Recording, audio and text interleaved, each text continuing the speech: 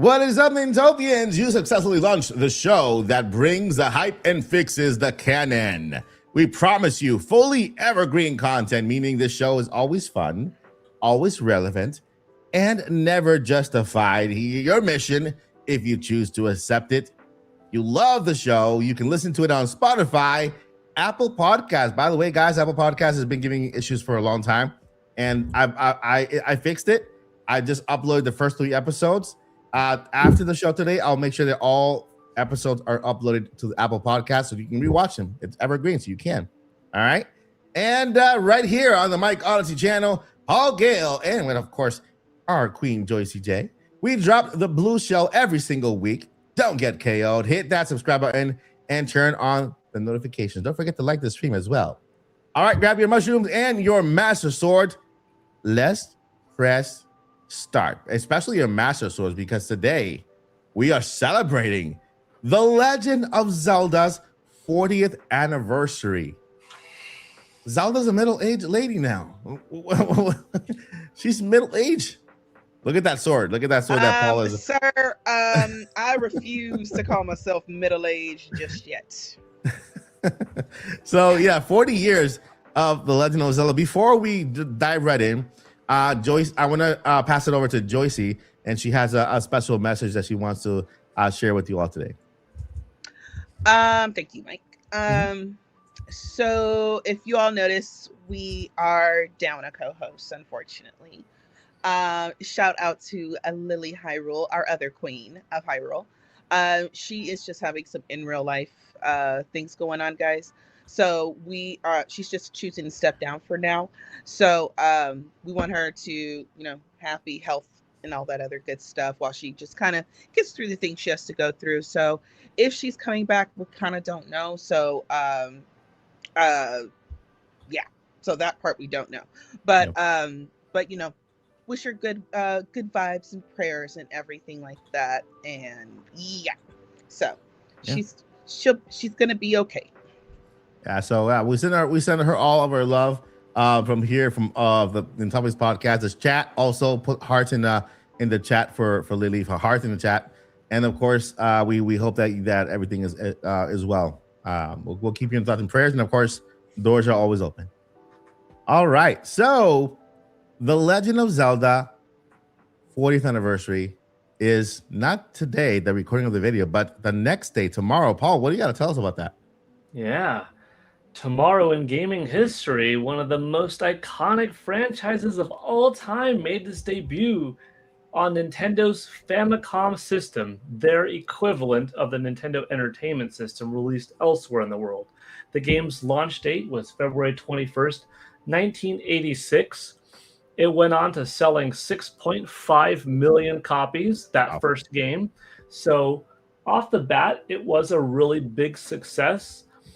The series now, after 40 years, has sold over 180 million copies worldwide, with The Legend of Zelda Echoes of Wisdom being the latest mainline big game with 22.4 million and counting.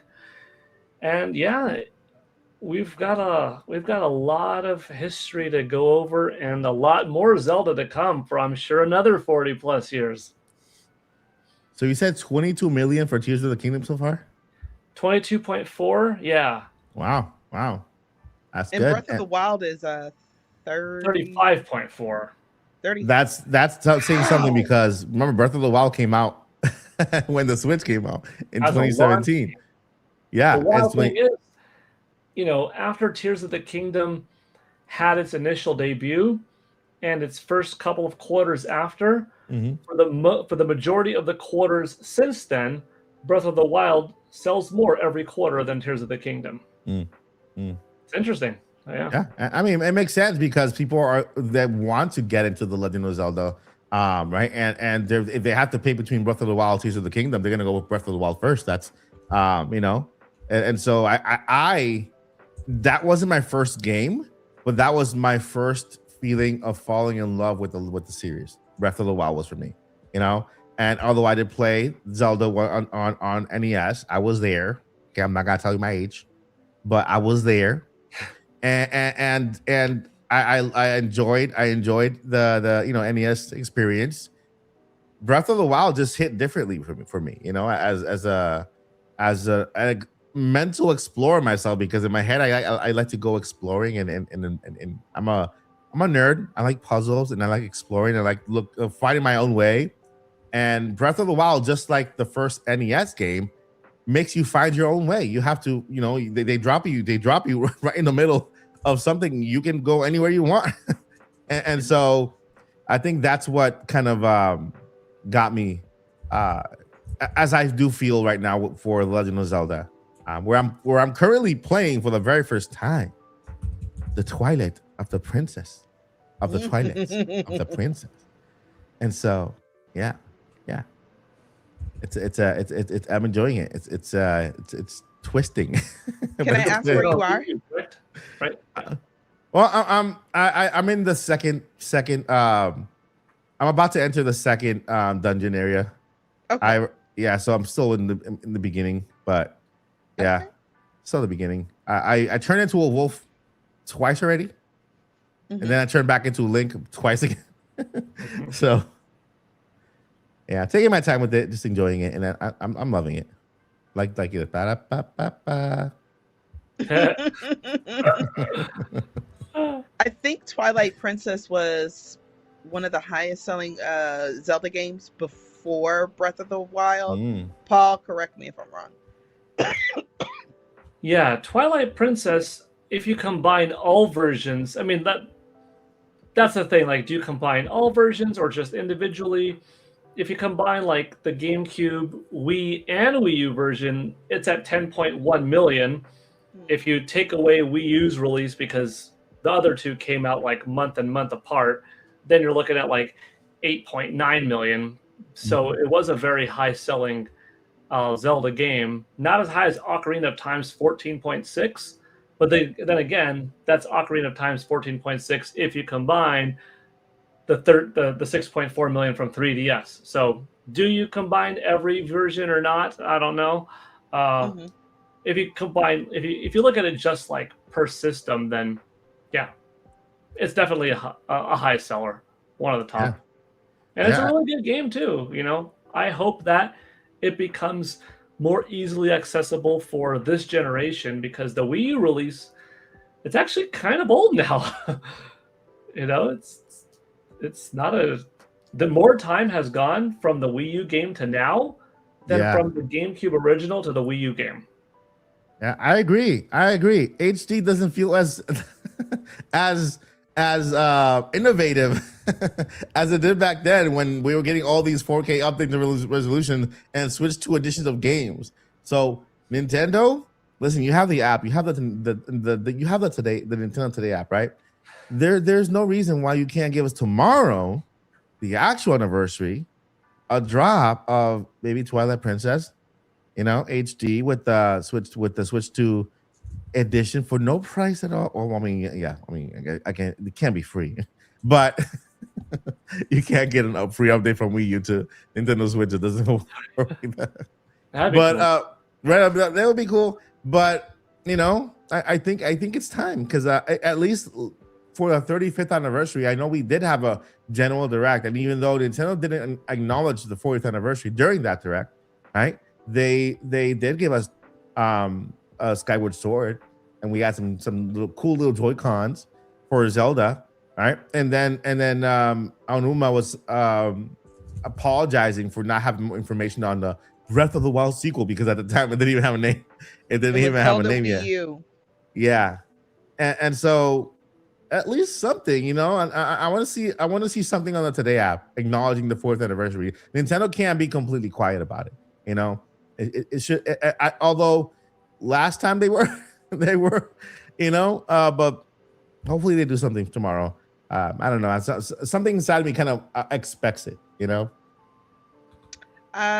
I don't. Yeah. A, it's weekend. Yeah, you're right.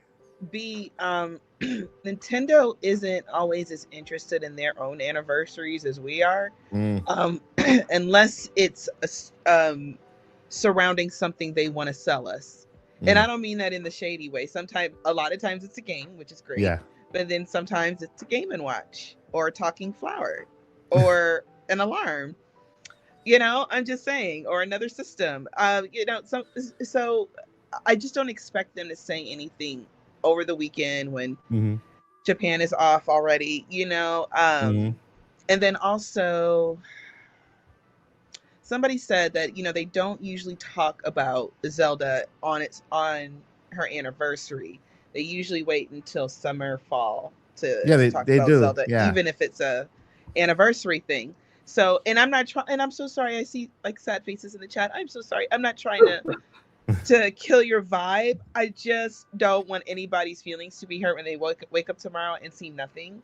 Okay, so please don't feel bad and know that Zelda is coming. Okay, eventually it will come. Yeah. Nintendo, like Zelda's like, even without Breath of the Wild, it's just like 22 million. That's a hot one for them. They're not gonna stop making Zelda games. We're good now. We're good. Yeah. I mean, at least you gotta give it to Nintendo that when they do an anniversary, they don't just kind of like throw it, and that's it. When they do it, they actually do it. And I think it's because they want to give Mario some time. We have a Mario movie coming up. As of the recording of this video, Mario Galaxy movie is coming out April 1st. Not April Fools. It's real. They changed it from the 3rd to the 1st, and it's happening. And so, how many days till the movie comes out? Oh, geez. 40? Off the top of my head, I think. Yeah, but countdown going on, ball. Come on, ball. I do. Off the top of my head. Come on, ball. 39. I think 40. Yeah. So the movie's around the corner. Mario Galaxy. It looks phenomenal. I know people are. There's a lot of rumors out there. There's a lot of speculation. A little hint of something comes in the corner, and people are speculating it's a certain character. I wish it was. It would be great. But we'll find out more later on. But Nintendo's giving Mario some time. They are. I'm sure that for Mario Day next month, March 10th, they're also going to have something nice going on for the 4th anniversary. But then when it ends, when Mario movie is out and the anniversary for Mario ends, then they'll hit the Legend of Zelda 4th anniversary towards the summer. They don't see it as, it's happening right tomorrow. They see it, this is the year of the 40th anniversary of the Legend of Zelda. And so they have all year to celebrate. So I like what you said. There's a window. Yeah. February is the 40th anniversary of when the game launched in Japan. August next year is the 40th anniversary of when it launched in the United States. November 15th next year, 2027, is the 40th anniversary of when it launched in Europe. So you could still call it the 40th anniversary. Anything from like now through November of 2027 said this is the 40th anniversary window because that is still accurate. Like, I consider the Zelda movie to be a part of the 40th anniversary celebration because it comes out at May 2027. That's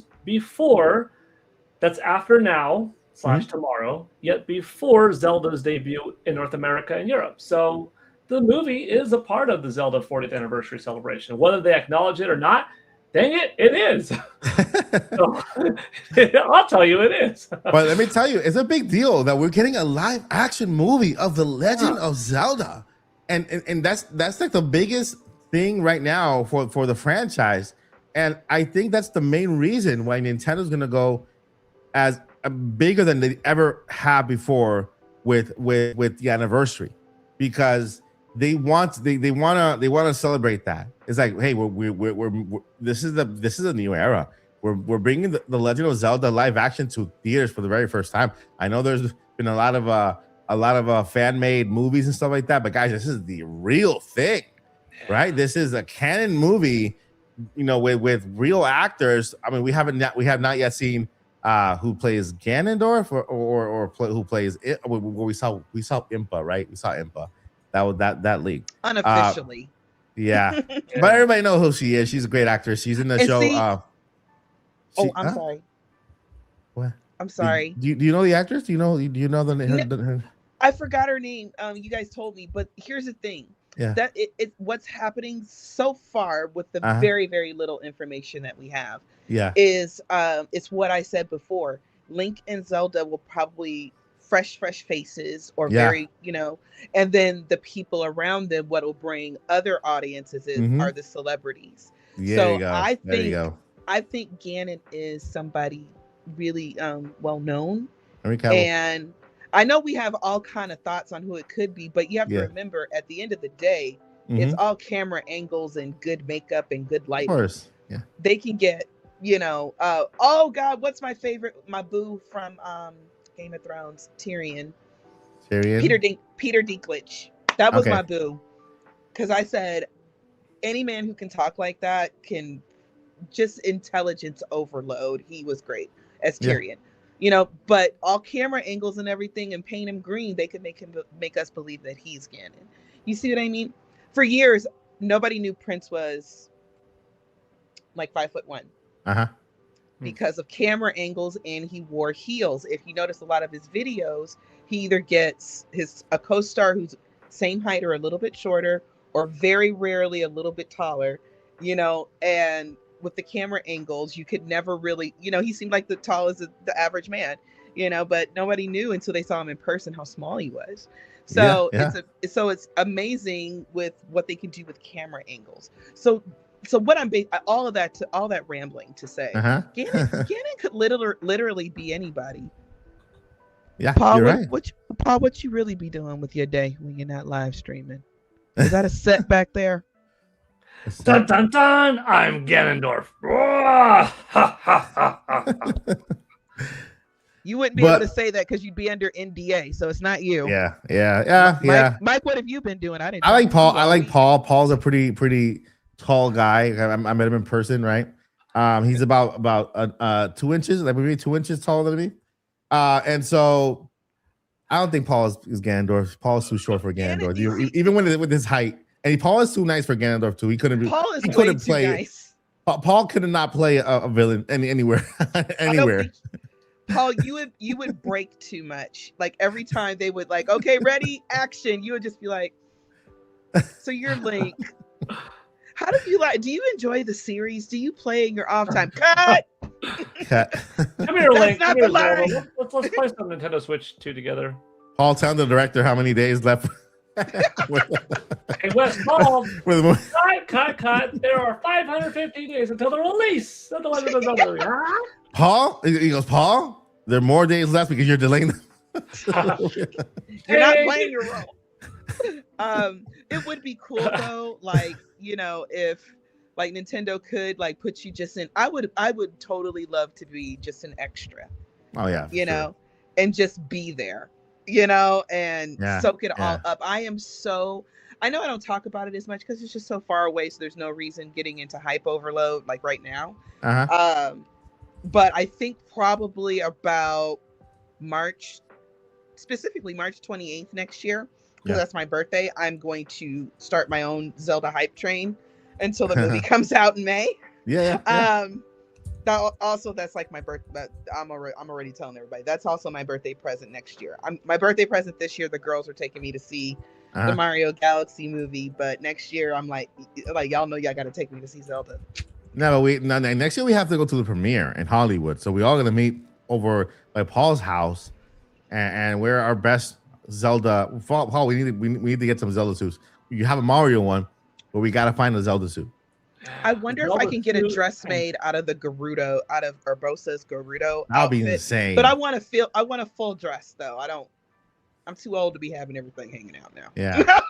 But let's go. Let's go ahead and keep hitting at the movie, because we have 3 things we want to talk about today. The first one, of course, is the Legend of Zelda live action movie. That's the biggest thing that's happening right now. We don't even know if a new game is coming. We know it's being made. We don't know when, but we do know there is a live action movie coming next year, and we could say that next year. And look at how fast this year is passing. Right now, it is February 20th.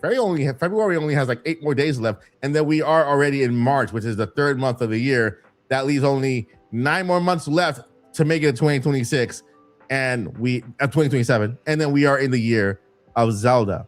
Right. The second thing we're gonna do, of course, is talk about what game is our favorite. We're gonna pick our top 5 Zelda games. We're gonna go ahead and do like a little what do you call that, tier list, whatever.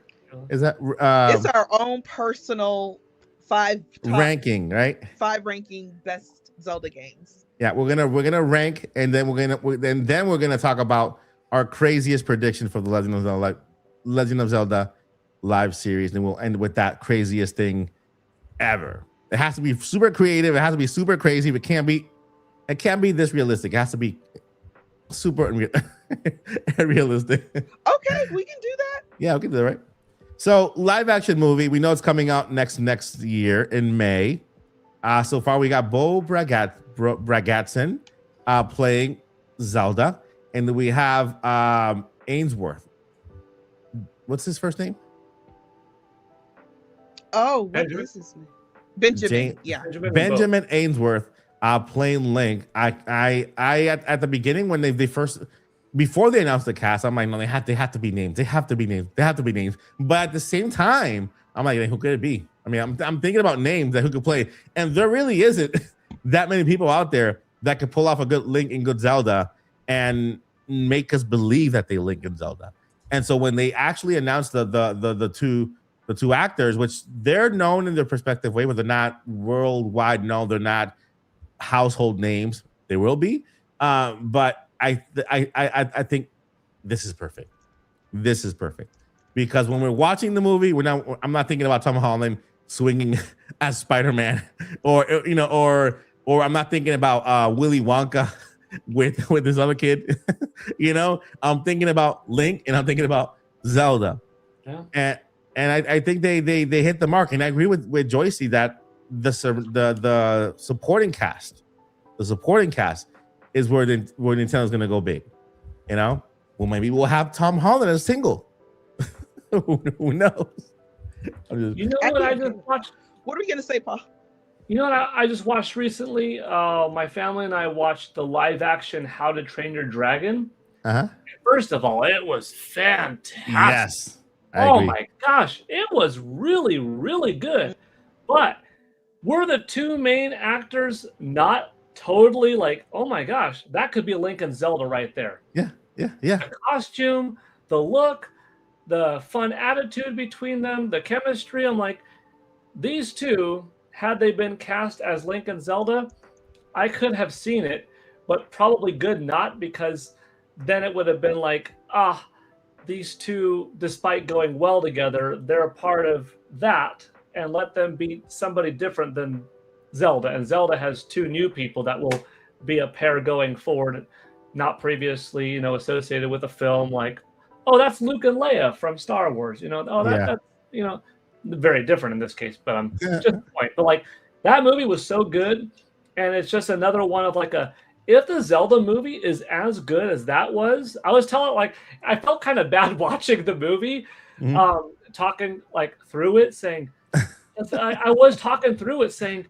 man, imagine how good the Zelda's gonna be. Yeah. Like, if it's as good as this. And I'm like, guys, you see that? Just picture, but like going through Hyrule with Zelda music right now. And but it was a really good movie, and I wasn't trying to dismiss it, but it got me so freaking hyped for Zelda. And I'm like, if the Zelda movie is as good as this in terms of casting, time, not rushing, boss battles, progression, story arc, humor, costume, wardrobe, set pieces, it's going to be one of the most fabulous movies of all time, because the source material is legendary. Yeah. If it's just handled as well as that movie, it's going to be an incredible film. And I don't think it's that difficult to just follow, because you're not cramming 40 years of Zelda in it.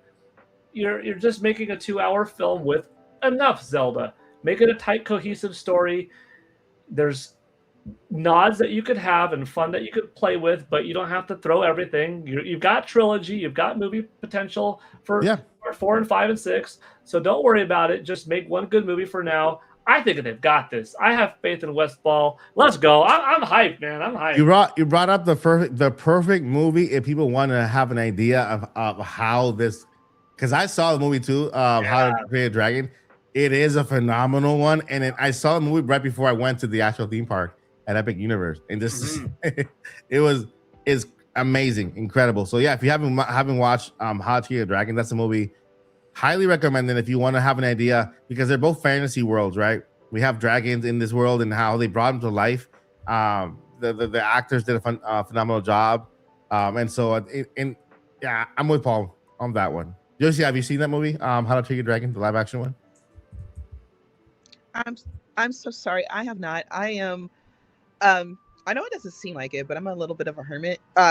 So I usually go out when it's time to go walking, and you need your vitamin D break, because I was very low and vitamin D deficient.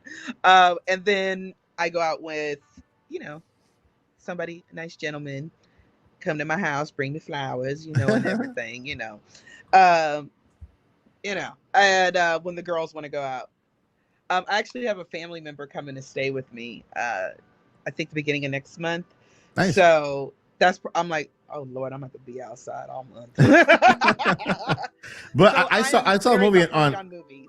It's on Apple TV. I saw it on Apple TV. The How to Train Your Dragon. I'm not sure if is it on HBO Max. I think it is. I'm not sure where. Is it on Netflix? It's a Universal Movies, right? It's a Universal movie. Oh, I forgot where we watched. I don't think Universal. Peacock. It's on Peacock. It's on Peacock. Yeah, it's on Peacock. We have too many streaming services at this point. We might as well all go back to cable.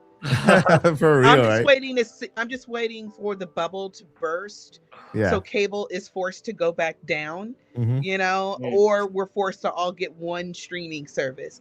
I don't want to because by the time you pay for, like, I'm sorry, y'all, side quest. Look, I get on my soapbox, because by the time you buy every single streaming service so you can watch all the things that you like, you have basically paid a cable bill. You have, yeah, a little more. And then think about your music. I only have Apple Music, but there's some people who have Spotify and Apple Music and Pandora and everything else. So I'm just like, lower the price of cable. I have been somewhat living without television for about 8 years. Yeah, me too. I have YouTube and Netflix. And that's why I'm out of the loop and I am unhip and not cool. So, however, I did the last time I had cable is when Game of Thrones was on. Because I was like, this is worth like $200 a month. Just yes. And then we got to the final season and I called as the credits rolled because I was so mad. And I wasn't mad at my cable company. So the gentleman that helped me was very nice. And I told him, I said, I need to cancel my HBO. And he's like, a lot of people are canceling HBO tonight. He said, I'm so sorry to hear that, ma'am. And of course he offers me things. And then he's like, what was the reason you're canceling? I said, I'm canceling until HBO can have a series that has an ending that makes sense. True Blood didn't make no sense. Sopranos didn't make no sense. I'm sorry, y'all. We were talking about Zelda, but you get the point, though, right? I mean, but at least Soprano left it up to your interpretation. I don't want it left up to my interpretation. Tell me what the heck happens. Do they all die at the end? As long as the end of the story makes sense, I'm okay. End of Game of Thrones didn't make no sense. End of True Blood made no sense. Okay? Yeah. Okay, we done gone through all this stress just for this mess to happen. HBO, get it together, y'all. Get it together. And from what I've heard, you still haven't gotten it together. Yeah. This has nothing to do with Zelda, by the way. But yeah, y'all. Yeah. Streaming is too expensive and cable is too expensive. But I'm excited for the Zelda movie. I cannot wait for it.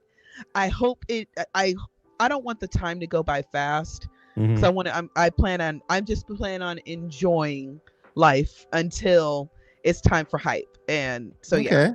So right. I haven't seen How to Train Your Dragon, but when I think about but my brain is broad enough, and also just the things I do see, I know that having a completely fantastical Hyrule is possible. Yeah, they can make dragons, they can make Gorons, they can make the Zoras, they can make the Rito, they can make or CGI good CGI, whatever they have to do. I mean, one of the things whenever I talk about something like this, I always think about the Thriller video back in the day. and I've Mhm. talked about this before, and you look at the behind the scenes and all the different things they were able to do with lighting and smoke and mirrors. And I mean, it was Michael Jackson. I mean, I mean, it was the makeup and 70s. things. It was a very late 70s because I think Thriller came out in the 80s. Yeah. But the point is that at that time they were still able to make it work for the vision that they had. So if they were able to do that back then without the CGI, with Mhm. just the regular makeup tricks and mirrors, what can we do with all the technology we have now? So there is no reason that we shouldn't have dragons flying, I mean, watch it. lasers, Okay, big Joyce, bosses. you got homework to do, Joyce, because you Yes, have to sir. watch How to Train Your Dragon. Do you Watch have it. a red box nearby? I'm Red sure I box, is do. that still a thing? I'm I sure I think do. it is. Do you have Go blood? into your- walk into your like. I was just talking with my kids about like, man, how times are changing. You had the video store rental era, then you had like the red box era, and then I'm like, I'm not sure if red box is still around, but I think I still see some. So I think it is, but we're in the streaming era. But like, if you have a red box nearby, you just go up to the machine and you slap a credit card and you pay $2 and you take the thing back. Usually it's at your grocery store or something like that. But actually, I think it's around because I've seen some, but I Yeah. actually don't know when the last time was. Dang it. Is Redbox still around? Redbox I was kind think of a I good know where deal. one Yeah, is. Redbox is gone. Just like that. I mean, Darn. I'm like, just yesterday I found out that there was a series that they made up on Blockbuster Video. I'm like, wait a minute, they made a TV show sitcom based on Blockbuster Video, and they canceled it on the first season without me even having to know. I learned it yesterday, but I it was from 2024. I'm like, what the heck? Where was I when they came out? Because if I would have watched it, I would have promoted it, and maybe it would have gotten a little more love. But I Blockbuster am Video was checking on Netflix to see if it's at least on Netflix. And the only reason I have Netflix is because it's free through my Yeah. mobile phone plan. I don't that's think it's the on only reason Netflix. I have it. I don't think it's on Netflix unless you have a VPN. Yeah, it's on Peacock because it's Universal. That's where I bought it. I bought the movie on the Nope. Apple TV store. It's here. It's is on here. Netflix. Yep. That's Okay, probably then. how All I of saw them. it. Oh Yeah, no, okay. no, not the animated one. The live action one. Yeah, it's on here. There's a sequel to the animated. There's a cartoon series. Yeah, don't watch the animated. Watch the live action one. Live action. That's the one that we talk about when it comes to the cinematography, the scenery, how it looks when they're flying, how all that stuff. The dragons. Yeah, It's on here. but yeah. So There's the real live action one, and there's 3 animated ones. So they're all in here. Yeah, the live action one.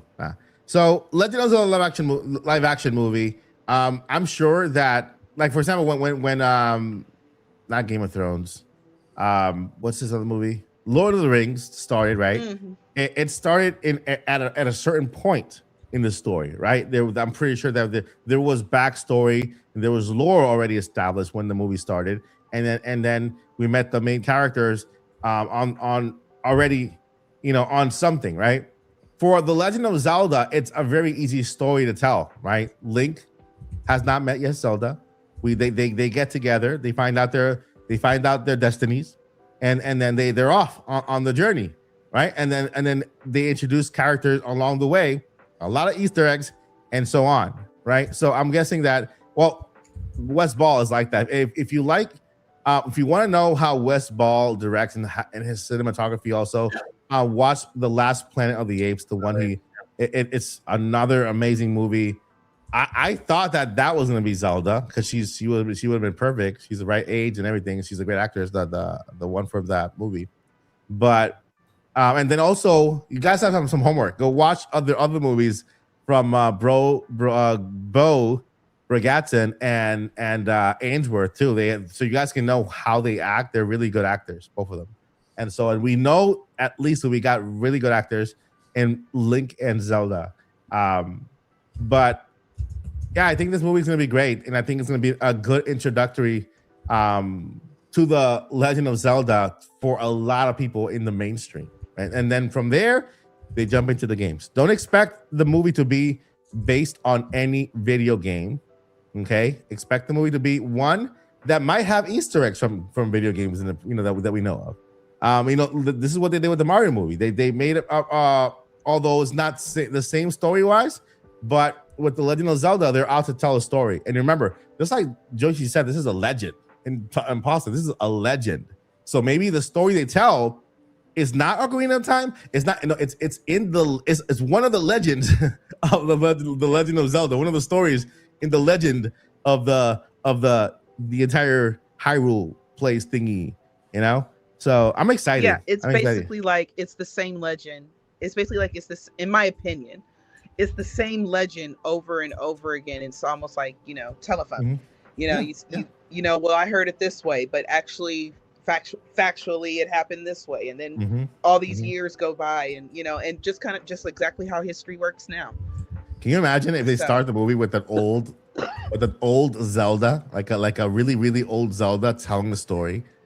Do you have any idea how much I would love the heck out of that? No, and I want it to be Link, though. I want it to be Link. Let Link speak. A really, really old Link. A really, really old Link. Telling his... And at the end, it's revealed that he was the Link from the story or whatever. And he's telling the next generation. Man. Okay. A movie's coming out very soon. We can talk about it all night. Let's go ahead and get into our game ranking. Oof. Okay? Let's get into our video game ranking. For me, it's gonna be easy. I can do it right away because I haven't played as many Zelda games as my co-host here. I'm currently playing one. And I've so far, based on the beginning of the game, I can already rank this one because rank at least the first couple of hours. But I'll go ahead and start really quickly with my ranking. And I want to go last because I got to step away for 2 seconds. So I want to go last. Okay. So be right back. The first ranking I have to give, like the first place. Actually, I'm gonna start from the bottom. The bottom. The top. Okay. At the bottom, I will have to put let's see here. Echoes of Wisdom. It's not because it's bad. Remember, it's top 5. It's top 5. So there could be other below it. It's not because it's bad, right? But it's in my top 5 ranking from bottom to top, right? So Echoes of Wisdom is number 5 on my list. I love that it's Nintendo's first game where Zelda is the main character. We have Link on the side where you can control from time to time. But Zelda shines well in that movie, and I think that kind of paints a picture to what we might see in the movie. Also, having an active Zelda that is just she has it all together. She's a fighter. I love Fi. Not Tri. Tri is Zelda's little friend, like Fi. So it's Zelda's little friend in the game with the little triangles, the little 3 triangles that are floating in the air. Very nice. I love the mechanics of the game. My number 4 game is, I would have to give it A Link to the Past. No, wait. A Link's Awakening, number 4. A Link's Awakening, and I'm talking about the remake, the one, the new one. I number 4. I love about that. I love that it's a crazy story that has nothing to do with Legend of Zelda, and it's just a dream. And it takes place. Is it even Hyrule? It's not Hyrule. I know that he has to wake the wind fish and Koholint Island. And so I love that the game is completely out of the canon. It's like a little break from the story, from the Ganon, from the Triforce, from the Hyrule. Even Zelda's not even in it, right? And Link has this little friend, little I forgot her name. It's not Midnight. But I love the fact that game is like a little breath of fresh air breather outside of the whole Legend of Zelda story. Number 3, A Link to the Past. I love that game since NES. And so I'll let Joycey I know it's gonna be on our list, so I'll let her talk about that game, Link to the Past. Number 2, I'm gonna say Tears of the Kingdom. Tears of the Kingdom is my number 2 on my list. Just because of it wouldn't be number 2 if Breath of the Wild wasn't number 1. That's what I have to say. So number 2, Breath of the Wild. I'm sorry, Tears of the Kingdom. Just because it gave us the biggest, craziest Zelda game ever when it comes to how the scope of the game. Not only do we have the sky, we have the Middle Earth, and we have Middle Earth is like Lord of the Rings, Middle Earth, and then we have the depths. And I love that Tears of the Kingdom introduced us to the depths, although apparently they've always been there, because we learned in Age of Imprisonment that the depths are also there, and that's the beginning of Hyrule. And so we don't see the depths the entire Legend of Zelda story until Tears of the Kingdom. So I'm guessing Tears of the Kingdom is a very important game when it comes to kind of telling you how big Hyrule really is. And of course, Breath of the Wild, which was the game that kind of made me fall in love with the franchise. The fact that it just because I loved the Legend of Zelda, the very first game that just drops you up in the middle there. You pick up your take this if you want to live, Terminator, but it's dangerous out. It's dangerous out there, I'm like, take this if you want to live, kind of Terminator kind of thing there. Breath of the Wild really made me a real Zelda fan, I believe. The stories, the memories, even the little poop you collect from the, and so. Breath of the Wild is my favorite, my first game, and on my list. And so far, it's doesn't look like there's at least until the next 3D Zelda, So Breath of the Wild, Tears of the Kingdom, A Link to the Past, Link's Awakening, and Echoes of Wisdom are my top 5. That's a good list. And you can't go wrong because there is no bad Zelda game made by Nintendo. Yep. And for that matter, by Capcom, because Oracle of Ages and Oracle of Seasons are canon. I'm not talking about Philips CDI Zelda titles. I'm talking about, Nintendo proper games, including the Tecmo Koei Hyrule Warriors spin-off Zeldas. There is no bad Zelda game, so really it's a great list no matter what. I'm going to go like Mike did and go from 5 to 1. 5 and 4, they could almost be interchangeable, and I feel bad having a 5 because, darn it, 6th place and 7th place as honorable mentions, they don't make it, But whatever. My number 5, I think I got to go with The Legend of Zelda Twilight Princess. It is an excellent game. It's big on dungeons. I played the heck out of it on Wii, but I thought it was great being kind of the first Zelda game to be this cross-platform thing that they ended up doing, sometimes again later. But that was sort of the start of it. It was the successor to Ocarina of Time visually that I wanted ever since that Space World 2000 demo showing off what next-gen Link and Ganondorf could look like, instead getting the Wind Waker, which was, a very different visual. So Twilight Princess satisfied that visual desire. I thought Midna as a character went from being really cute and fun to really, I don't want to spoil it, but enchanting and powerful and beautiful. And the music in that game, the sophistication of Zelda, the way she looked, being like, wow, that's a princess. Whoa, she fights for her kingdom. And good bosses. I also have a bit of a bias because the lead up to that game, I got to go to E3 back in 2004, 2 years before the game came out, and be a part of the Zelda Twilight Princess booth before Wii was a thing even. And just that booth, I'll never forget that memory So that kind of ties into the experience. Even Mike a couple days ago said, "Hey, Paul, I found you in the game, the Gale Boomerang." Yeah. And that very joke I made back at E3 2004 saying, "Hey, look at that. Paul Gale's in the game." And I got the Gale Boomerang. So it was like, what a throwback. Wonderful game. Love it. Before we move on, quick question. You mentioned you played Twilight Princess in the Wii. Did you play with motion controls also on the Wii? Yes, at that E3 it was on GameCube, but when I played it was on Wii with motion controls at launch. So you have to also do the movements for the swords, yeah, just like in Skyward Sword. Yeah, Skyward Sword. Yes, the controls were not the same one-to-one, but in some ways easier because it required less finesse. Like Skyward Sword was built around horizontal and vertical strikes and moving it around, which made some animations look a little funny, kind of.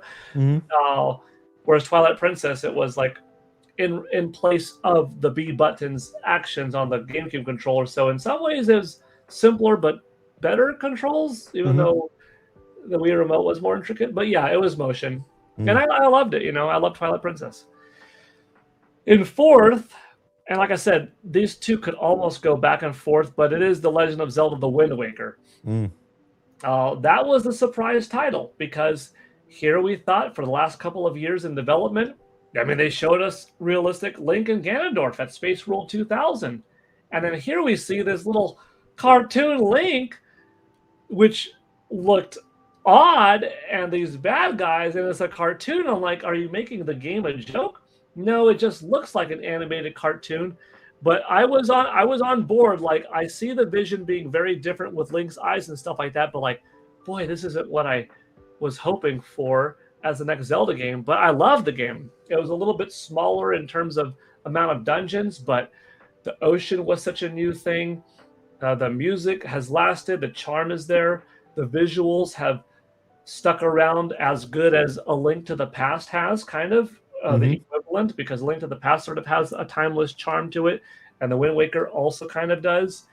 I loved the mini games. I loved the inclusion of Makar, the animation, the puffs of smoke, the battle with Ganondorf, the waterfall. Like the Wind Waker, I think gets my number 4.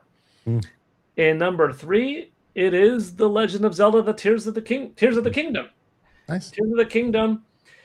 It is bigger and a little bit better looking than Breath of the Wild. As we had on our debate podcast, in some ways it outdoes Breath of the Wild, but not in every area, not in every gameplay mechanic. You might like bombs better than having, bomb attachments. You might like stasis and magnesis and stuff like that better than Ultra Hand. You might just like the ability to have Rivali's Gale over Tulin and the ability to rocket yourself up. I think it was a little bit more refined of experience, despite loving what Tears of the Kingdom had. Breath of the Wild being, you could kind of guess if Tears of the Kingdom is number 3, what might be higher. But I love Tears of the Kingdom. I liked the assists that you got from your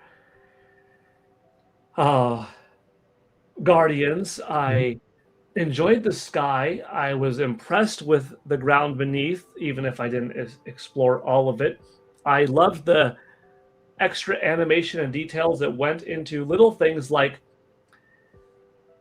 launching up into the air to then uncover a new area, and the arms grabbing Link and shooting him up and all that kind of stuff. Like, I thought that was a neat new touch that Breath of the Wild didn't have. And just how big the game was, some amazing music, the Master Sword being way different than I expected how to get it. It was another legendary title. In number 2, it's The Legend of Zelda: Ocarina of Time. It was my favorite game of all time for 20 years. A couple of games contested it over the years where I was like, oh, wow, is Perfect Dark kind of up here with Ocarina? Yeah, but not for as long lasting. It's Ocarina still number 1. Oh, how about this Super Mario Galaxy? Or, what about, Twilight Princess? Oh, by the time Skyward Sword come around, gosh, the writing has improved a lot, the music has improved a lot, but some of that is based off of technology. And like you look at the literature in Ocarina and you look at Skyward Sword, I'm like, the narrative is so much better. But like Ocarina was special. It had the young Link, the old Link. It had time travel, which is a personal thing for me that I'm big on. Like, you give me Terminator, you give me Groundhog Day, you give me Back to the Future. I love the time travel element. I always have. That's one of my favorite things to think of. Like, gosh, what would it be like if you could? And I was fascinated with the game. It also came at a really good time in my life. I was 15 years old. I was in that peak. Man, it's N64. It's still new. It's still hot. It's high school. It's talking about it. It is the battlefield of Link versus Cloud, Ocarina of Time versus Final Fantasy VII. It's the rankings back of the day on GameFAQs of who's the coolest character in gaming. And it was always Link versus Cloud were the final two. And they would trade off every year, but it was the Ocarina of Time model. It was surrounding myself with the first game, or second game, I should say, from Electronic Gaming Monthly to get 4 10s, only preceded by 1 month of Metal Gear Solid getting 4 10s. The bosses, the Rumble Pack, the ingenuity, the Z targeting, the music, the characters. For years, I would think, other games have come and gone. I can't hum that game's song. Other games have come and gone. I can't whistle that song of that game I liked, but Ocarina stuck with me for 20 years until finally The Legend of Zelda Breath of the Wild topped it and became my new favorite game of all time. It rivaled it when it came out in 2017, but I wasn't quite ready to pass the torch because I thought, for me to give a new game best game of all time status this late in my life, not late in my life in terms of elderly, close to my end, I hope, right? Just late in my life in terms of gaming. At the time, 9 years ago, I was 33. And here there's a game that recaptured the magic of my youth. How rare is it and how hard is it to be finding something from your youth again? Ocarina of Time, I have nostalgia for. I can acknowledge things have improved over it, but I have nostalgia for it, so I have a bias. Breath of the Wild was able to give me that nostalgic feeling and give me a bias towards it, simultaneously playing it for the first time. You are tapping into an inner love of a 33-year-old man who now has a wife, a son, and a daughter being born as Breath of the Wild is coming out, by the way. So there's also a sentimental time of, my daughter was born on March 17th. Ocarina of Time Breath of the Wild came out March 3rd. I'm playing Breath of the Wild with my 2-year, 4-month-old son as our daughter is coming. My wife's and my daughter so once again, it's another magical time. But beyond that, the game had to be big. It had to revolutionize the industry the way Ocarina did. And it did, not with Z targeting, but with this open air concept. It did amazing things that games didn't do before it, really, with this real world tangible physics engine where everything that you did was touched and palpable. It had great music. It didn't have as high of a level of bosses and dungeons that I put Ocarina, but overall, with the gliding mechanics, with the later DLC that you got to include in the game because it's a part of it, and the motorbike was a really good thing, switching up the formula from dungeons to, I really like this micro dungeon aspect. Breath of the Wild became my number one.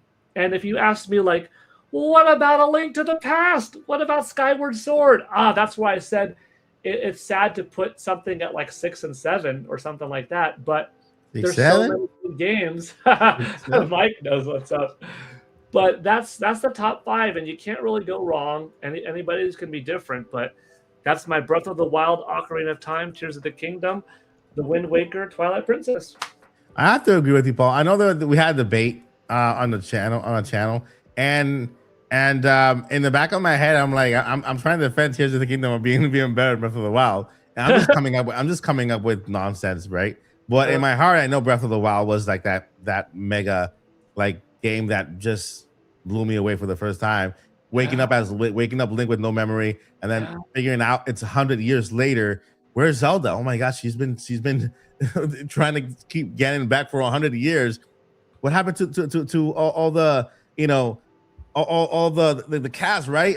Their spirits are still alive within the divine beast. We have to. There's so much emotion in that game, when you see Mifa, what I don't even know how you say it. Is it Mifa or Mifa? Mifa, when you see her, and she had a thing for Link, right? She gave him the armor and everything, and in that moment we feel like, look at the armor. She made that for him. Wait, Mifa loved Link. and then she gave her life for that. That was just so emotional at the moment, right? So I gotta give it to you, Paul. And I admit it, it's Breath of the Wild is better than Tears of the Kingdom, at least when it comes to the that wow factor. And of course, Tears of the Kingdom did improve upon and added like the dungeons, right? Because I know with Breath of the Wild, people are like, what happened to the dungeons? This sounds too repetitive. The divine beast, blah, blah, blah, blah, blah, blah. And then we had dungeons in Tears of the Kingdom, right? And so good improvement. Jersey, top 5, your ranking. It's time for the ranks of the ranks. So, I just have to give a shout out real quick to someone in the chat. Figure drawing 4912. Mhm.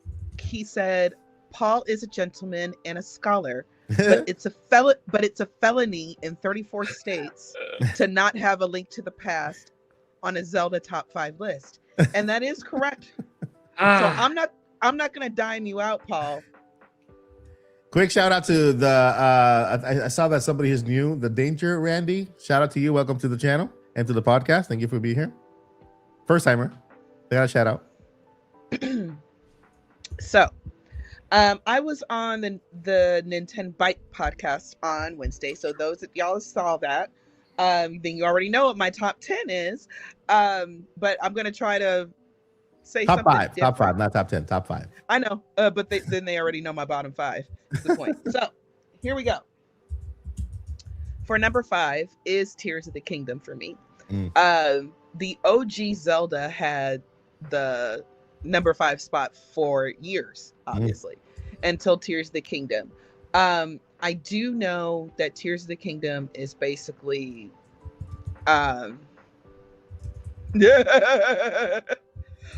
you getting trolls, Mike? You coming back, bro?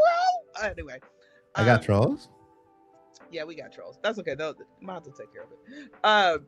But Tears of the Kingdom, even though it's basically Breath of the Wild randomizer, that's my loving term of endearment for it.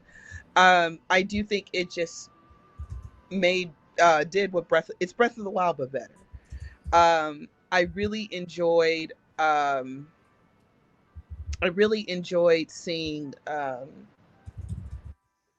the end of I don't know if it was the end, but I like seeing the wrap up with the Yiga clan. I really enjoyed finding Master Koga down there, and I was like, Koga, I know you hate me, but I'm happy to see you. He's my favorite boss. He's so hilarious. The guy is so funny. He's like a joke boss. You know what I mean? Yeah, he's like, hilarious. Do not take this fool seriously. But I enjoyed his story anyway. And if you played Age of Calamity, Hyrule Warriors, then you get a little bit more about his story as well, and how Master Koga kind of came to be. So, at number 4 is Ocarina of Time. Ocarina of Time is, I know it's low key like a Link to the Past repackaged, but it was a moment. So when I played Ocarina of Time, I was much older, because I had been away from gaming for a long time and I got back into it and everything. Now, I did know the big twist already before I played it. But what was fun for me and what made it one of my favorites is because of the build-up.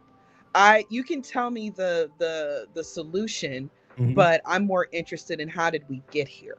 Why is this happening? Sort of thing. So that's what enticed me with Ocarina of Time, and also because it's similar to A Link to the Past, which, spoiler, that's my number 1. If you've been on this channel for 10 seconds ever, then you already know that. But Ocarina of Time also has the time travel element, and I think it was used very, very well. I will always say certain things like I don't understand how exactly time travel would make better sense, but I think they use the gimmick very, very well in Ocarina of Time. It's very interesting. How milk lasts for 7 years in your pocket as you sleep in the sacred realm. I don't know if the sacred realm is refrigerated. I mean, that's very possible. But even after that, I mean, 7 years is a long time. Even refrigerated milk can't last that long. But for some reason, it works. I don't know. So, number 3, I'm going to talk a little bit about this one, is Majora's Mask. Not because it comes right after Ocarina of Time. I tease all the time that this is another another way that Nintendo doesn't know how to make sequels. But I guess in a way we can always argue that Majora's Mask is just what happened after Ocarina of Time. It doesn't have to necessarily link. But Majora's Mask is its own vibe, its own everything. It almost sits outside of it's Zelda, but it's almost sits outside of the world of Zelda as we know it. It's a very different vibe. From the get go. You are creeped out. Somebody's already hit you over the head, stole your ocarina and your horse. And it's like, I just pressed start. I didn't even have time to offend anybody yet. What? And then you meet the creepy mask salesman. He turns you into a Deku. You don't know what the heck a Deku is. And you're in this odd town, in this odd world where this moon is about to crash on some of the most sweetest and most beautiful people you'll ever meet. And you have the game emotionally ties you to it. Yeah. Because the more people you talk to and you learn their story, you care about what happens to them, especially the ones that have passed on. You have to help the dancer, who has passed on and he can't teach his dance to his students. You have Darunia, the strong elder head of the Gorons, who unfortunately passed away. He didn't even know he had even passed away. And he's worried about his people and what's going to happen with his people. And I see the people. I like the movie. No, seriously, Link was seeing dead people in Majora's Mask. He really was. Wow. It was dead the entire time. I know I've said this 100 times before, but there are two side quests in all of Zelda that just own my heart, and that is of course in Breath of the Wild, making Tarrytown. One of my most it was just beautiful. It's like I wish my country could do this in real life. And the Anduin Cafe quest from Majora's Mask. It is emotional, it is tension, it is stressful, and all you want is to bring this couple back together. Some terrible things have happened to Cafe, and why they've been separated, and you want to make sure that they greet the morning together. And the game is, Anuma, you had my blood pressure going through the roof, because that is a quest that takes all 3 of the days. For those that don't know, Majora's Mask is on a 3-day time cycle. So more time travel shenanigans. You can go forward, backwards, slow down time, speed up time, all kind of stuff. Yeah. So this one takes all 3 of the days to complete, and it is down to the very last, I think minute that this couple finally comes back together, and you only have so much time to either rewind time or go, quickly to go try to get to the clock tower to defeat the final boss, whatever you're going to do. And then after you do some of these quests, if you go back around and talk to the same people, you find out a whole lot more tea. Majora's Mask is like the tea is piping hot. Okay, there's love triangles, people's kids and stuff. There is stuff going on in that world. So that game has an emotional hold on me. I cry almost every time I play it. It's beautiful, and of course the dungeons are amazing. But the game is really, really, really, really big on side quests. So, but it's one of my best games. I always talk about I wish Nintendo would make a mature Zelda game. Mhm. Majora's Mask is kind of close to it. And maybe I look at it differently because I played it as an adult. I don't know if as a kid I would have noticed half of the stuff that I noticed. Yeah. Um, but it has a different effect on me. There is a way to make mature games for mature people without cuss words, blood, gore, or whatever, right? So Majora's Mask was, in my opinion, is very close to that because of all the emotional, and it's and the some of the topics are a little adult-ish or older-ish, Mhm. if you will. But there's no blood, cussing, gore, or anything. So there's that. So then we get to my number 2 spot, which is Twilight Princess. No, Nice. no surprises there. Um, Twilight Princess is the game that brought me back to gaming. Mm. So real quick story. I'm gonna make this really, really quick. Mhm. I was a child. My brother had an NES, and then all that good stuff. I was able to play Zelda. I didn't know what this gold cartridge was. It was the coolest thing ever. And then I got a Link to the Past, and then I had to step away from gaming for a number of different reasons. And then I got a little bit older, and I was told, gaming's for children. You can't play games anymore. And I actually believe that was sound advice for some reason. And I was at home one day. I'm like late 20s. I'm either 28 or 30 at this Mhm. point, and commercial comes on, and it's for Twilight Princess. And I remember, I don't even remember everything from the commercial. I thought I saw Ganon. Maybe I didn't. I don't know. But basically, I saw the commercial and I said, I used to love The Legend of Zelda. I really need to play that. And then I had to know, like, hey, wait a minute. I'm an adult. So I took my adult money that weekend, bought a Wii, and bought Twilight Princess. Mm. And so it's beautiful that was the game that started me to love games, and in the same series brought me back. All from a commercial. Okay. Just like that day, that weekend, I went out and bought it. So Mhm. Twilight Princess has the best dungeons, hands down. For the most part. There's only probably 2 dungeons that I can say are kind of meh. The bosses Have I are played fun. it yet? The main ones? No. Okay.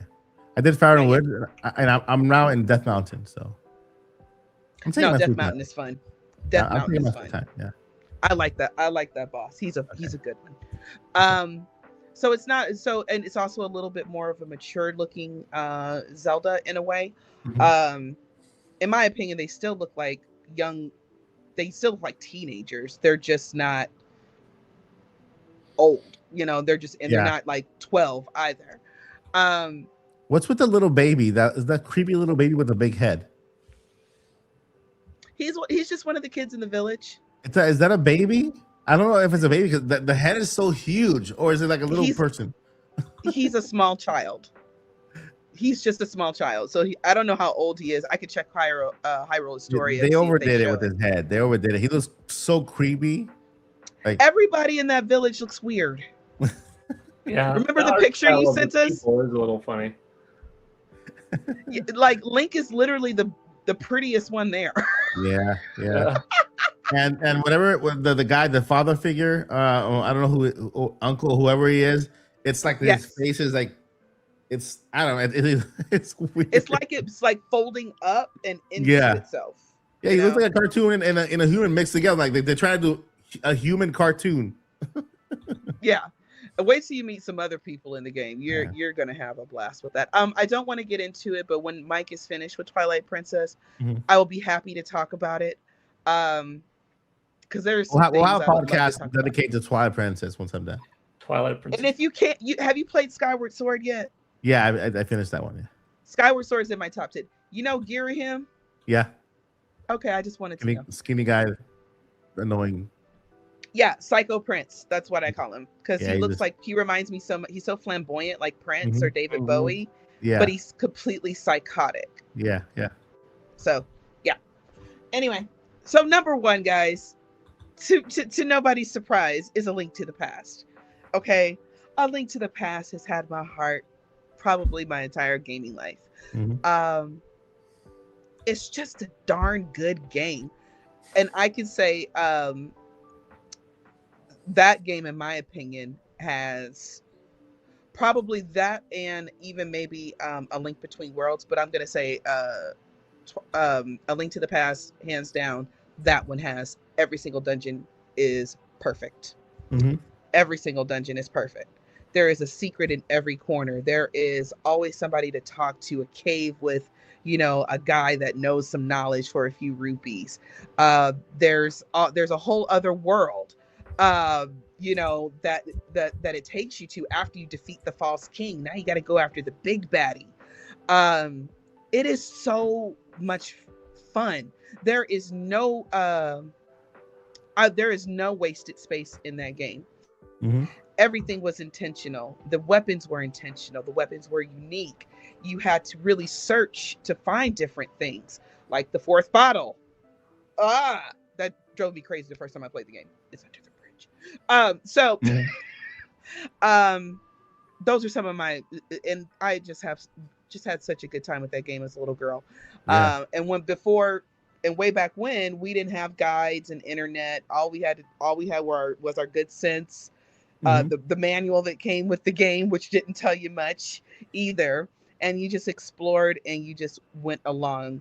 You just went along with the story and had a good time. So it is an excellent game. If anybody asks me what's the best game to cut my teeth on to really start getting into Zelda, I would tell you A Link to the Past.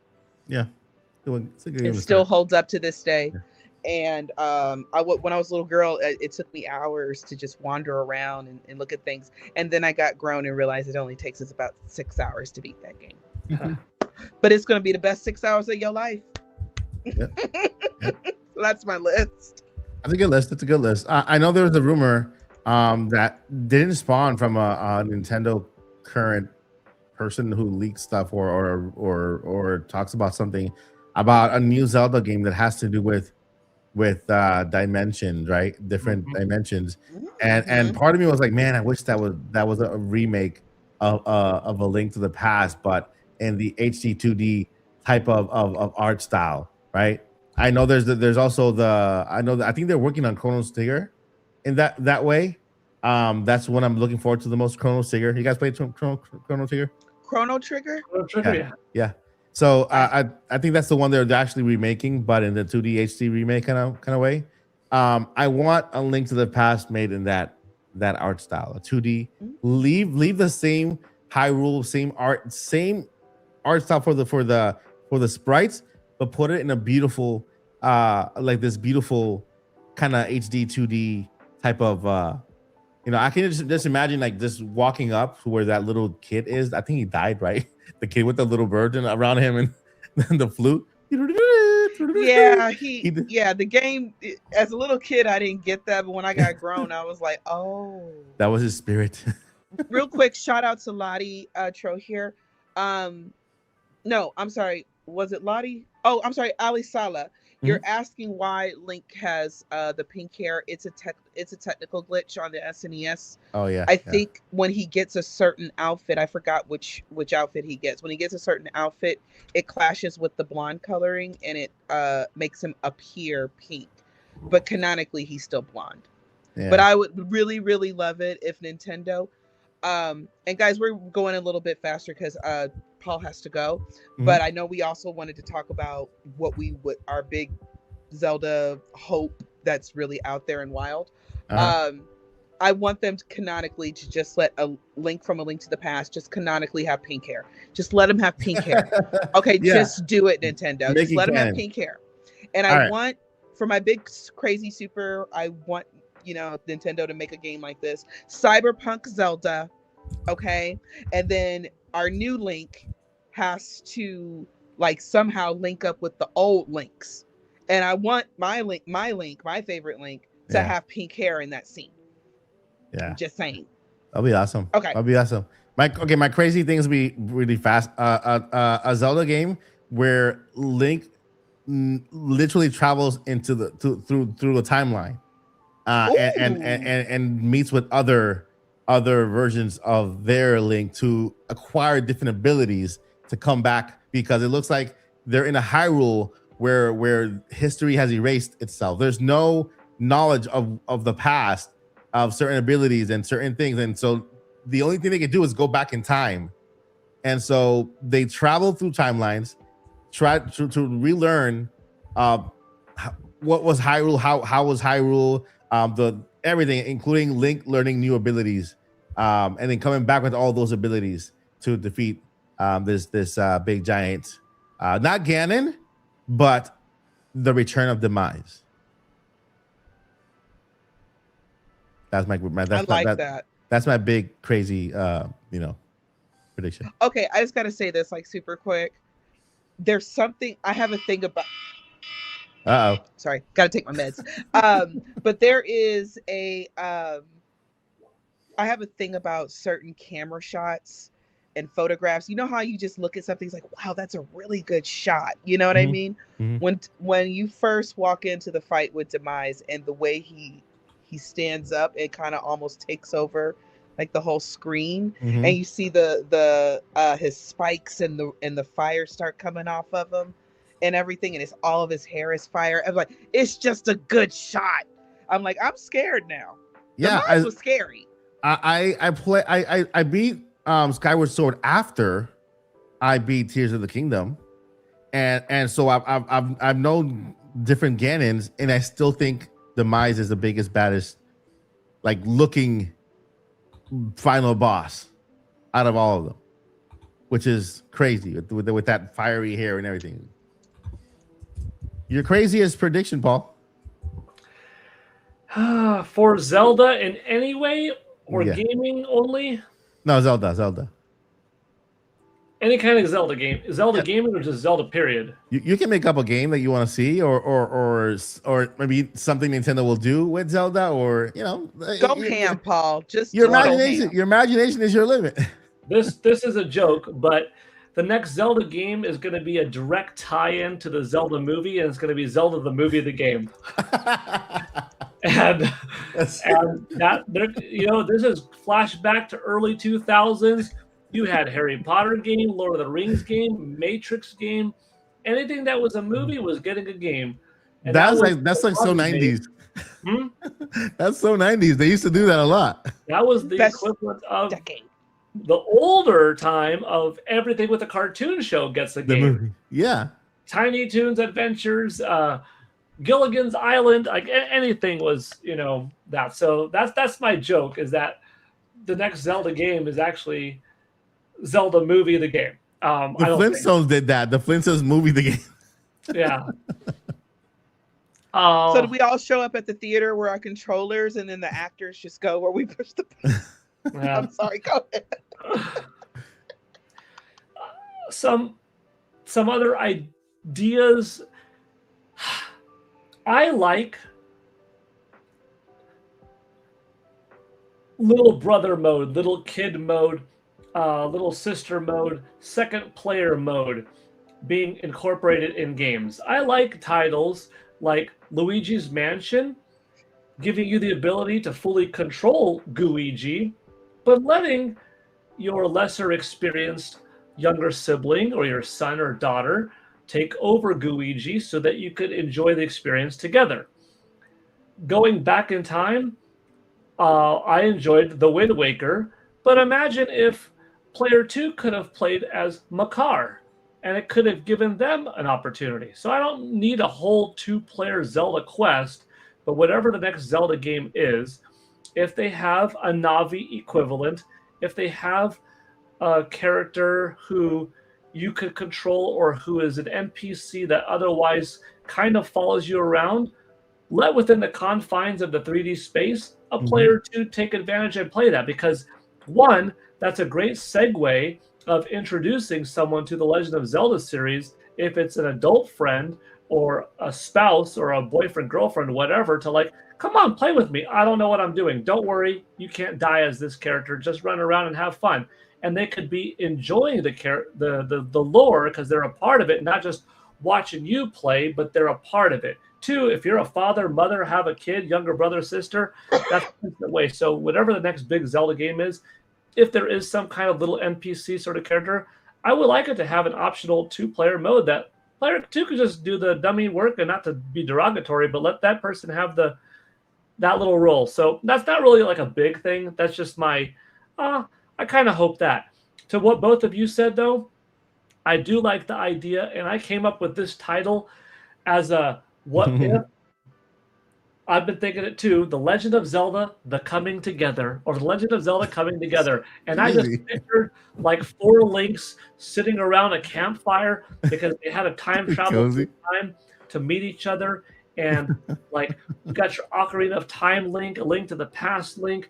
I don't know if Twilight Princess came out yet at the time that I came up with this idea, but the coming together. It was the coming together of the heroes to face off against whatever was going on. And it was just, I pictured 4 links around a campfire. I'm like, oh man, and this kind of quest and how cool it would be. So yeah, maybe one day a Zelda game for links to come together to team up in some capacity. Or I do also really like what Joycey said, this cyberpunk-like futuristic Link on a motorcycle, the different bosses being in these neon city lights and stuff like that. And, you know, instead of instead of Death Mountain and the Gorons, it could be like a sumo wrestler style place that's a Japanese bathhouse.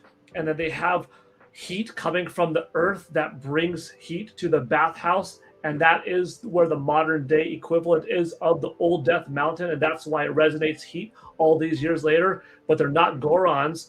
They're like sumo stocky wrestlers that kind of have some facial features of the Gorons. And that's how you bring the past characters into the present and kind of modernize them. And like the Zoras could be these lean swimmers from like nomadic kind of tribe of folks. And this modern day Link has to go apart this, and then he finds out that he's a part of this bigger thing that Hyrule used to be, this big thing. Bam! Like that is a really cool direction. So yeah, there you go. I guess those are my ideas. I'm gonna give you I want to help you out, Paul. That idea of links joining each other. I love the idea. I hate the name. Let me help you about the name. The coming together is not great. The gathering of the chosen. or chosen united. Gathering of the chosen, that kind of works. Yeah, gathering of the chosen. They're all chosen. Or just the Legend of Zelda, The Chosen, and it's just like a sword on the cover of the box, and it's like Dark Link. But you notice that we all kind of have the same thought process. It would be cool if all the links literally linked up. Yeah. It'll be like that Spider-Man meme, and they're all. I mean, there's only one Master Sword. Yeah. True. That's another good thing. But I would like for us to, again, okay. And Paul, I'm so sorry. I know you got to go. But did y'all see Romeo and Juliet, the Claire Danes and Leonardo DiCaprio version? Mm-hmm. You know, that was our 90s. Shout out to Avito Libido. Next, Zelda should be Metrovania style. That'd be interesting, actually. I wouldn't mind it. I'll try it. I'll try it once. They kind of are similar. True. But anyway, but y'all remember in the movie how to update it Shakespeare, so whenever they talk about swords and everything, because they're still using the old Shakespeare language. Of course, this is a 90s movie, so the movie is current in its surroundings. Yeah. So the guns were swords. Any references to horses, they were talking about the car. You know what I mean? So when I think about a cyberpunk Zelda, I think of, you know, the Epona like 8000, and it's like a really cool motorcycle. And the Master Sword can like switch up and change form and change into a futuristic weapon kind of thing. And then that Link has to go visit other links in the timeline or whatever to put together the huge puzzle and fight the great big bad, which is, if you played Echoes of Wisdom, you kind of have an idea about that. I mean, Final Fantasy VII it kind of takes place in it looks kind of cyberpunk. right? It has this cyberpunk kind of feeling, and then he has this just big giant sword with him. So I think the Master Sword beats out that weapon anytime. It doesn't have to be like it can be the same exact Master Sword. You know, it's a legendary Master Sword, right? With fire inside, and it's you Well, know I'm just saying it should just switch shape or whatever. It could have sword like elements, but it's still a weapon of the future. If we're gonna Mhm. go cyberpunk, we gotta kind of go all in. We can't halfway do it. So we can't Yeah. have a sword while he's riding the Epona 4,200 million Point of horsepower, 400 horsepower. and the year's like 5076, and we're on planet Earth like 10 Yeah, or whatever. I don't know if this Earth is gonna last that long. We'll see. So that's what I think about, something, and it doesn't have to. And well, and all the Zeldas start out dystopian, so it's gonna already be dystopian. yeah, So, that's hilarious. so The Epona motorcycle with 400 yo, 400 and then if they get a deal with Harley Davidson and actually make a real one and sell it for an obscene amount of money, I mean that would be Nintendo, you great. just leaving money on the table. We know what we're talking about. Yeah, yeah. Yep. Paul, any last word you want to add? No, just I'm here for anything. You know, we I won't make it long, but I have faith in Nintendo because Nintendo has never steered wrong. I know a few weeks ago when Nintendo fully unveiled the Ocarina of Time Lego set, some of us were talking about what if they went with Lego for Zelda? Mm. Like the Wind Waker, it's not what I want next, but I could see Nintendo's brain moving and they would make a Lego game work really well with building the land, with blowing stuff up, with tangible things, with weapons, with bombs, with humor, with enemies, with a cool castle, with cinematic views. I have faith that Nintendo would do it with that art style, that medium. You know what I mean? Because they've never done it wrong. And whenever they decided to go different, you got beautiful things. 3D Zelda was different. Ocarina of Time was different than the first 2D, the first three 2D Zeldas before it. Making Link go 2D and hopping on a wall in a 3D world like The Legend of Zelda: A Link Between Worlds, that was different, but that was a good game. A cel-shaded cartoony Zelda, The Wind Waker, that was different than the 2D, the two different 3D ones we got. That worked. A Zelda without traditional dungeons, in the traditional sense that we've been used to, Breath of the Wild, that worked. So, who's to say that Lego blocks as a visual medium to work in the game could it be handled well? Nintendo knows what they're doing. That's Boomy's word. That's Boomy's word. Can I say one more thing? Just because Ali Sala asked me, I apologize to the Gale babies because they're probably like, we want our dad right You're not now. going to answer what is your top 10, right? I'm not going to explain all of them, but I can tell them real quick. I have them written down. Skyward Sword, A Link Between Worlds, Breath of the Wild, Echoes of Wisdom, and number 6 is the OG Zelda, and I already went over my top 5. Yeah, Boomini's right though, but I wouldn't. But to Paul's credit though, Boomini, about a Lego Zelda, hear me out. That's a good way to draw in a younger audience because Nintendo's doing well because we're the Nintendo kids. Okay, they need to get the youngins kind of into their system as well. That's what a lot of this new My Mario and Mario Baby stuff is about. So to be fair, a Lego Mario, Lego Zelda, it could do well for the youngins, but I don't want that either. I want it big, dark, and cyberpunkish, and I want us all to ride the Epona 4000 that Mhm. has like a trillion horsepower in it, and the Master Sword that I don't know somehow changes into crossbow bazookas or something. You you know why I'm okay with it? Because I'm You're open minded. 42. I'm 42 and I plan on living at least 66 more years. I plan on living to 108, okay?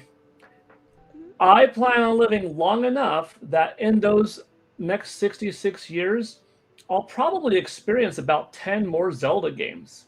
If one of them has to be a 2D, or not a 2D, but a Lego game, and it does more good for the series than not by bringing it to more people, I'll get eventually those other 9 being a motion control one, a dark one, a realistic one, a new cell shaded one, a 2D side scrolling one. It's fine.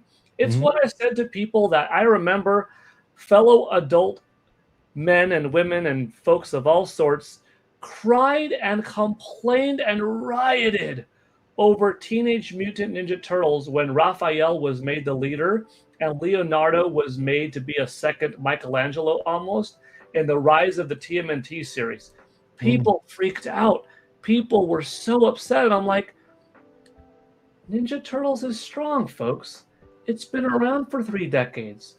Let this iteration come and go, and it's going to go right back. And you'll have more Ninja Turtles for another 30 years. Let them do something different. And if it works, it works. And if it doesn't, it doesn't. But if it helps, it helps. And if it doesn't, you've got your IDW comics. You've got your new live action movie that's going to happen. You've got your Ronin that's on the side. Like, it's going to be okay. Since I plan on living for another 66 years, I'm okay with something not being necessarily what I want, because overall, number one, I have faith in Nintendo. Number two, I'll be here for the other 9, you know? Yeah. And it That's doesn't okay. work out. Yeah. That's where I'm at. Because Listen, the same thing happened with Ninja Turtles. I kid you not, because I love TMNT. Yeah. So many people, adults in their 30s, were crying. How could you make Raphael the leader? This is not Turtles that I know. Just wait 4 more years. Turtles will be remade into a new series, and Leonardo will be leader again. Come on. When did this happen? Like recently? This was, oh boy, not this current season, not this current series, but like I want to say around 2018 or something. Okay. Rise of the TMNT. All right. Is this the weirdly drawn one, cartoon one? A little bit weirdly drawn. Raph was the leader. They didn't use their main weapons. It went all mystical powers. Oh wow. Yeah. Very, very different. Yeah. I mean, it's a different telling of the story. So yeah. But I wouldn't put it a Lego Legend of Zelda game. It's not out of the question. It's not out of the question. You know, Lego and Nintendo already have a relationship. They Legend of Zelda, Ocarina of Time. This is the second tree they make, right? The other one was a Breath of the Wild slash Ocarina of Time tree. This one is an Ocarina of Time tree, you know. So it's not out of the question. I would play that game. I think it'll be great. Because it's Zelda, I would have to. I would just have to. Yeah. And that would be my whole defense in that. Why would you play a Lego game? It's Zelda. What am I supposed to do? Not play it? Right. Just because I don't want it doesn't mean I'm not going to play it. But Nintendo, I know you got people out there that watch all the different podcasts. Mm-hmm. There's some people that are not typing. Yeah. We giving you ideas. Work on that. All right, friends, we have reached the end of the podcast tonight. This is the 40th anniversary of The Legend of Zelda happening. Well, it's happened for everybody in UK already, and in Japan, it's already the 40th anniversary. It's Paul still ways away from the 40th anniversary. Here, it's happening in about 2 hours.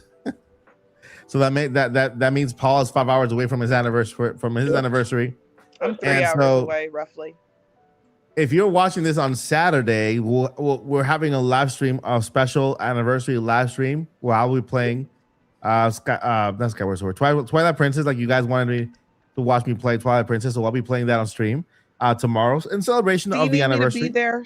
Do you need me to be there so I can be your phone a friend? Oh yeah, for sure. Here. I'll try to be there. So go ahead and follow Paul Gale Network, X, Twitter, YouTube. He has countdowns. He has a lot of history in his channel. Not only his recent stuff, but look at his old stuff too. He has a lot of martial arts, really cool videos. He is a martial artist. He is an instructor. He has his own school. There's a lot with Paul that you can subscribe to and enjoy a lot of content. So please go ahead and subscribe right now if you have not done so. Paul, what's your account number right now? What's your subscriber count? 8,611, I think. All right, let's make Paul hit 10K in no time. So make sure to subscribe to Paul Gale Network. Joycey J, the Queen. The Queen is not on YouTube just yet. We're gonna will it into existence, but you can find her on X at DJ Joycey J. Ask her anything, right, Joycey? Like Bayonetta questions, anything from these. What other games you besides Zelda? Octopath Traveler, Mm-hmm. which I need to finish. The last boss. It's so long. Every time you think you killed it, it's just like, no, there's another phase. And you kill that, and then there's another phase. And then by then you're so low on health. It's like, good Lord. And this is Zero, right? Octopath Zero. This is Octopath Zero. This is I'm sorry. Once more, I gotta plug my game. I know a lot of people are always concerned about the price of gaming, but let me just tell you, this is a game that is worth $70. It's $70. I have a minimum. I have about. What'd you say, Mike? I'm sorry. It is $70 right now. Yeah, Octopath Traveler Zero. It's a brand new game. It came out December 4th last year. It's on sale. It's on sale? Yep. Guys, this game, after playing the first two, my first playthrough is 200 hours. Wow. Woo. There is so much to do. There's side quests. There's lots of dungeon crawling. There's lots of quests. And then the story has nothing but constant twists and turns, like whiplash coming at you. It's if it's worth it at 70, it's worth it on sale. Mm-hmm. Yeah, you could be playing that game if you're somebody who has a very limited time and you can't do 3, 4, 5 long hour play sessions. That's a game that will keep you occupied all year. And it's from Square Enix, right? Square Enix. Yes, sir. Okay, yeah. Square Enix is known for putting their games on sale every now and then. So if you don't find it, like if by the time you listen to this podcast you don't find it, keep an eye out. They're always on sale. And again, Joycey said it's worth the $70 if you have to invest that. So that is great. You can find me here at the Odyssey. Well, not Monday through Friday. I'm still in transition, but I'm starting to develop a pattern, a routine, trying to go back to my daily videos. We've grown about 350, 400 subscribers over the past, 3 days? And I don't know what's happening, but I want to thank everybody who's new to the channel. Thank you so much for your support. I appreciate you more than you know. All the way to 60K. Once we get there, then we'll give away a Nintendo Switch 2 before the prices go up. Eventually, if it goes up, game of your choice.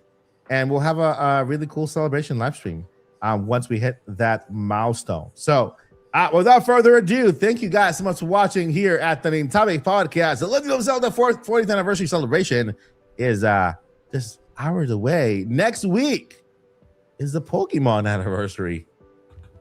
Pokemon, gotta get them all. And that's gonna be next week. It's my destiny. And so you know what the podcast is gonna be next week.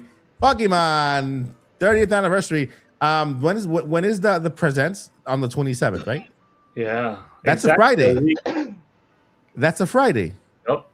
So basically the podcast is going to be the aftermath of the Pokemon anniversry dedicated to Pokemon fan 34. That's your name. I did that only for you, Poke. So we'll see you guys in the next adventure here at the Odyssey. But before we let you go, we got 2 things we got to let you know. Listen, this is important. This is important. 1, don't give up. Don't do it. Never give up. You never know. If you give up today, you never know what you're missing out on tomorrow. Maybe what you're looking for, maybe what you're fighting for, is just one day away, just 1 minute away. And if you give up now, then you'll never know whether that goal will ever come. So make sure you don't give up. Don't do it. Okay. And the journey continues. Like Bicentennium said, journey on. All right, friends. We'll see you guys in the next one. Signing out. 3, 2, 1. Bye, guys. Bye. If I find the Have a good weekend, guys. I'm waiting for Josie to tell me that in the podcast she's tired. In the podcast, Mike, I'm tired. Wait, now I can't. Oh my gosh. Bye. Mid-Topic Podcast, all things Nintendo.